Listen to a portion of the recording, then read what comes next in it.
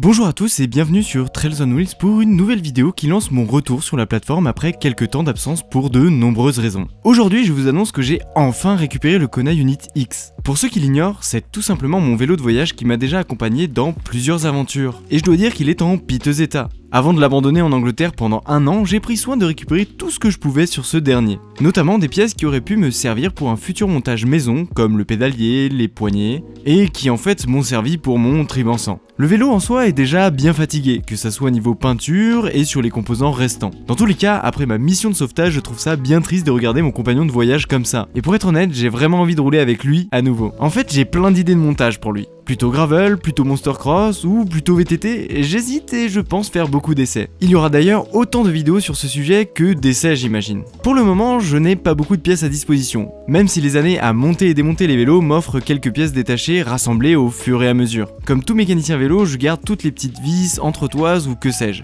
Après tout, on ne sait jamais, ça pourrait servir. Pour me donner des idées de montage, rien de mieux que d'aller rouler avec la machine en question pour redécouvrir le comportement du bolide. Sans plus attendre, il est temps d'installer rapidement au moins une vitesse.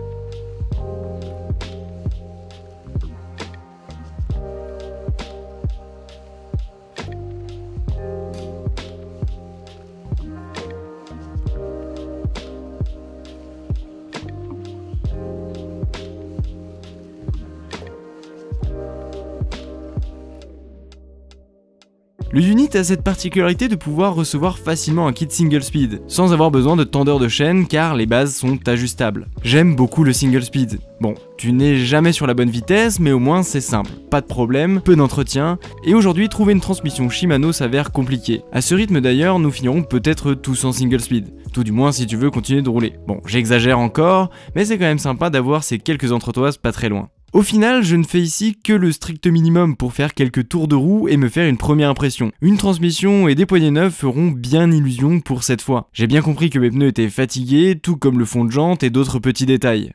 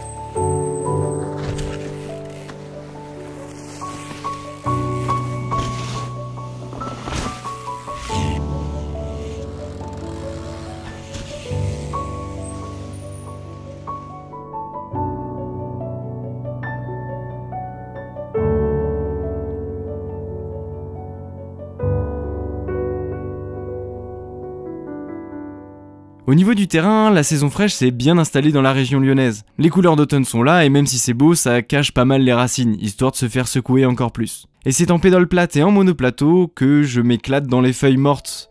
Et au final, c'est toujours un plaisir de rouler avec ce vélo. L'essentiel est là. Bien évidemment, je choisis un parcours adapté. Un vélo comme ça, c'est fait pour se faire plaisir simplement. Ce qui est sûr, c'est que je vais le remettre à neuf pour partir à nouveau sur les routes dès que les beaux jours reviendront. Et après cette courte session, ça me donne une bonne idée de quoi faire avec. D'ailleurs, si tu as des idées de modifications qui seraient sympas à faire sur ce vélo, je t'en prie, n'hésite pas à me le dire en commentaire. En tout cas, moi je te remercie d'avoir regardé cette vidéo jusqu'au bout. Moi je retourne bricoler et je te dis à bientôt.